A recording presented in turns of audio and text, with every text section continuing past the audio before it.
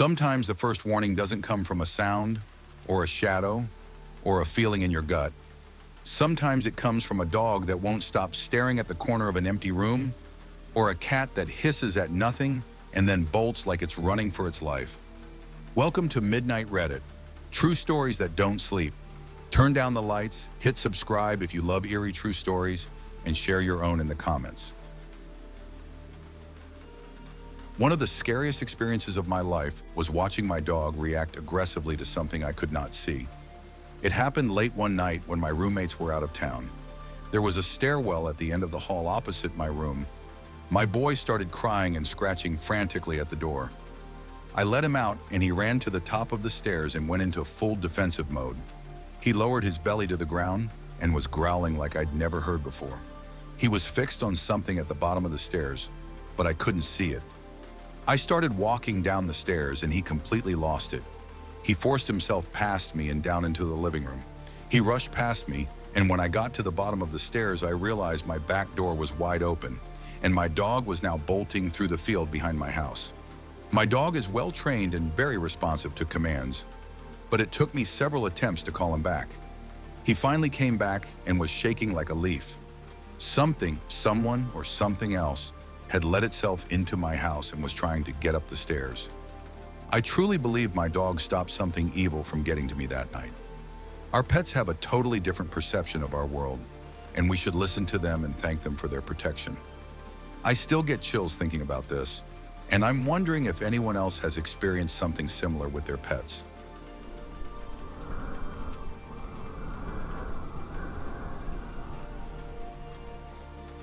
Long ago in my childhood home, there were some strange things going on. I really started feeling them as a teenager. Once I felt weak and laid on the couch when all of a sudden, from a specific place, a couple of feet from me across the room, I felt this really strong, weird, bad energy. Very cold, very intense. It radiated freezing cold, even though it was a warm day and had a bluish light around it. I felt extremely scared and couldn't really move. I figured it might just be me, maybe getting the flu or something.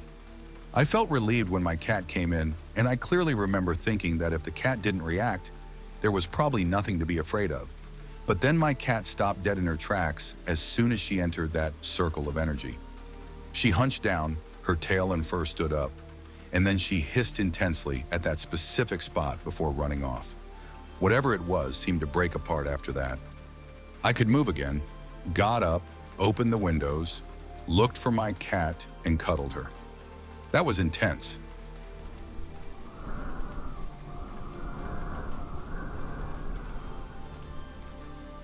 When I was a student, I rented a place through an anti-squatting program. Buildings that were vacant would get renters, but only short-term, until they knew what they were going to do with them, just so real squatters wouldn't move in. This was around the time of September 11th. I remember because our World Trade Center was one of the options I could choose from, along with an old church. I did not want to move into an old church. I went for an old school building instead.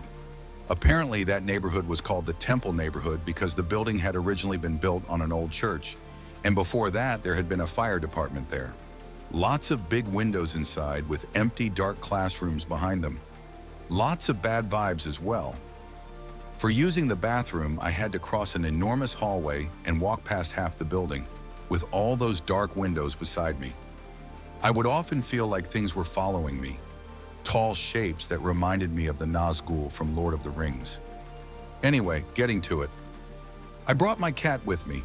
She loved moving back and forth between my parents' home and my unconventional dorm.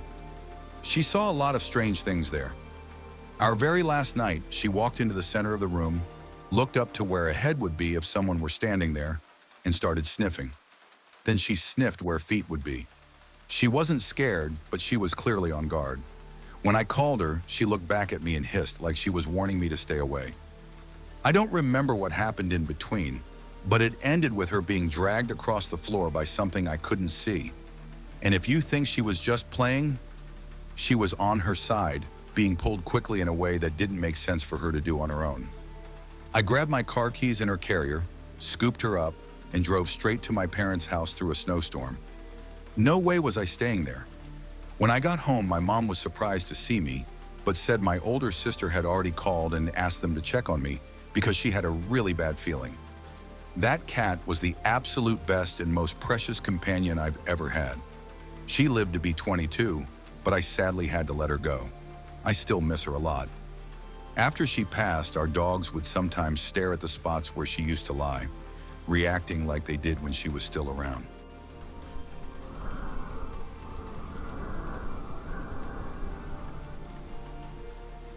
I had a kitten a friend had given me, a cute little guy I named Dorian Gray. We live on a farm with other pets and livestock, and sometimes, unfortunately, things happen. My poor kitten got outside one day, and I never saw him again. Because of the turkeys and chickens, we attract coyotes, so I have a strong idea of what likely happened. A few weeks later, my dog was in bed with me. My bedroom door closed, but the living room lamp still on. My dog and I both watched two of Dorian's little toy balls roll right up to the edge of the door. We have hardwood floors, and the gap under the door is fairly large. She watched with interest, and I ducked under the covers.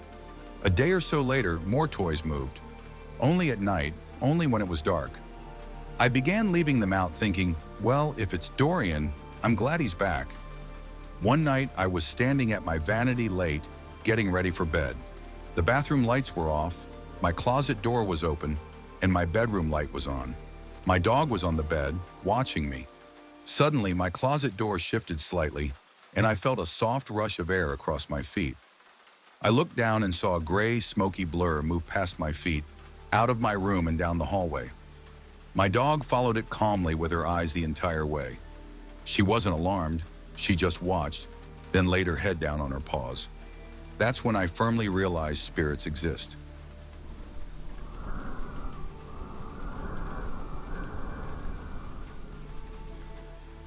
I had an experience with my cat in my parents' finished basement when I was in my late teens.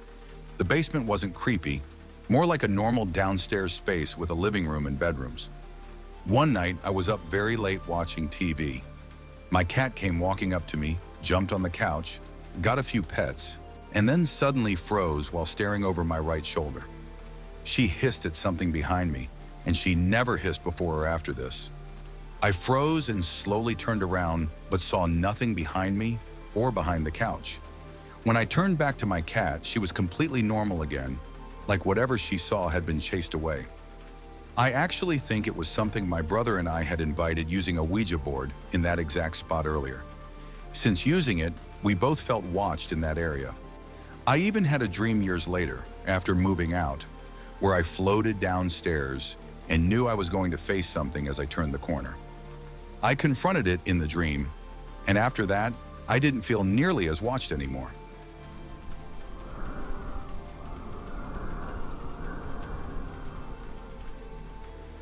I have two separate stories.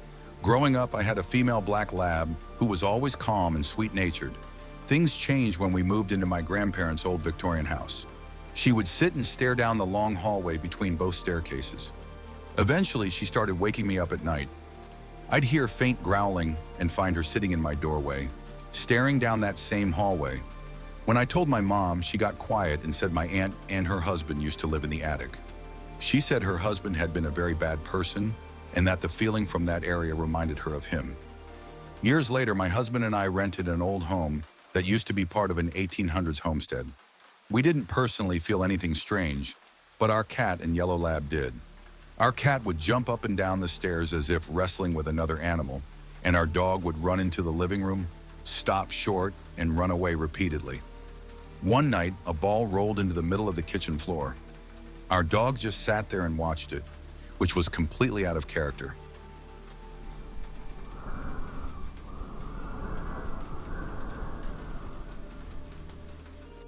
I used to live in a unit with 3 cats. Every night while I watched TV, my cats would gather in the kitchen and react to something I couldn't see in the same spot. They'd meow, rub against empty air, head bump nothing, and stare upward. This would go on for about 10 minutes before they stopped and walked away. It went on for months. Later, a neighbor told me that before I moved in, an elderly woman who adored her cats had passed away there. I often wonder if it was her visiting.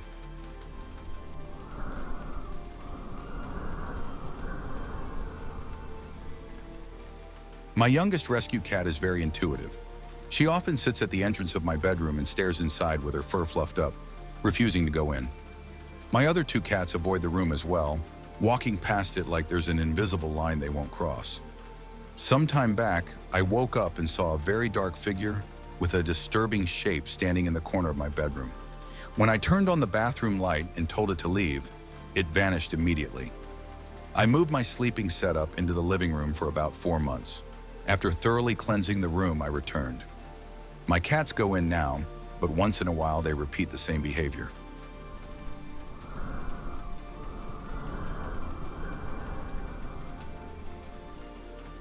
I was 16, home alone, in my bedroom watching a movie with my dog curled up on my bed.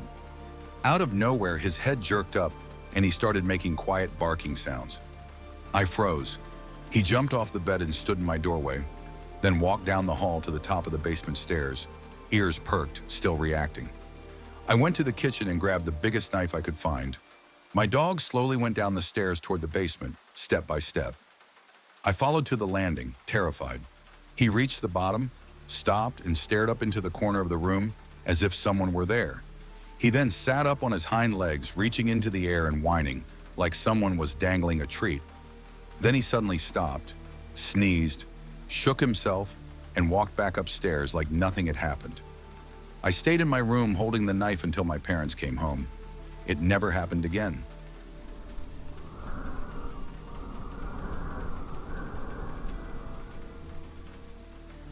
My dad passed away in November, and I've been a little down because I've only seen him once since then. The other day, I suddenly pictured him walking up my driveway and knocking on the door.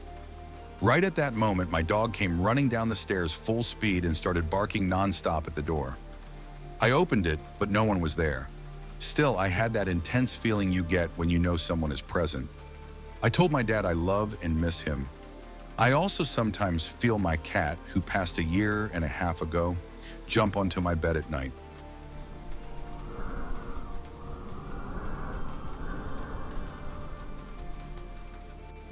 I had a friend who bought a house that used to be a funeral home. The dining room sat between the kitchen and the living room, but his dog refused to go into it, even when food was involved. She would stop at the threshold, stare, then go around through the hallway. The dining room had once been the viewing room.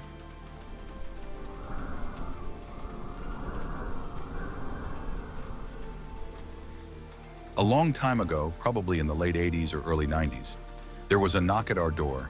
Our dog Katie shoved her head through the cat door and reacted in a way I had never seen before. She wouldn't calm down at all. I pulled her back and kept the chain on the door before cracking it open.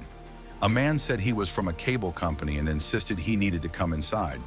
I told him we didn't have cable and refused. He started yelling and banging on the door, and I said I was calling the police. He left, and I still called. Later, I learned there was a dangerous individual in the area who had been harming people. I truly believe Katie saved me that day. We had Katie until she passed at 17. She was such a good girl.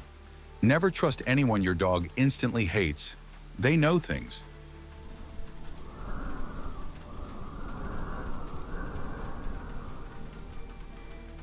When I first got my dog Roxy, we would go on jogs everywhere, through parks, around town, and to the beach.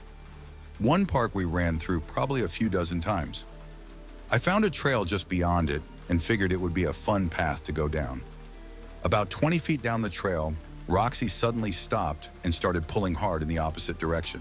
She would not go down there no matter what, so we turned back. 3 days later, I was driving by and saw police and code enforcement clearing some form of encampment from that trail. I'm pretty sure she saved us from a bad situation. I didn't see anything on the trail when we started down it, but she sensed danger and communicated that very clearly.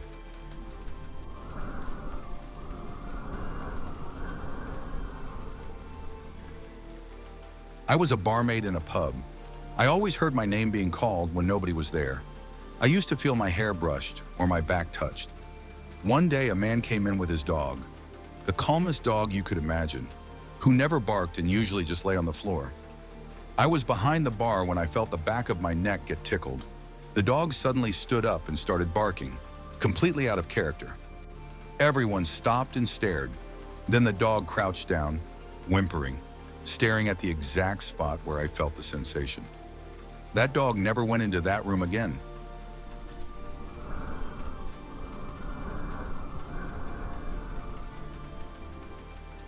I lived in a haunted apartment once, and both my cat and dog saw something. My dog was still a puppy and slept most of the time, so I was shocked he reacted at all. Most of the activity happened near my room and closet. One afternoon, I heard a small growl and peeked around the corner. My puppy was staring into my closet, growling, and my cat, who had been asleep, was wide awake and transfixed by the same spot. Even when I entered the room, neither of them looked away. I didn't sleep in that room that night.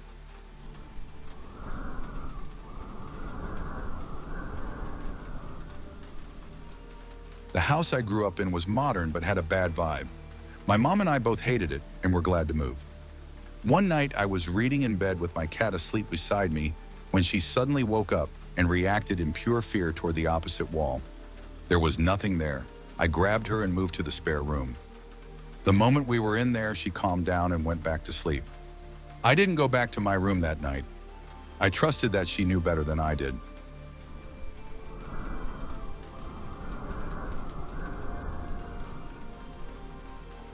Sometimes the most unsettling part isn't what you see, it's what your pets react to when there's nothing there to react to.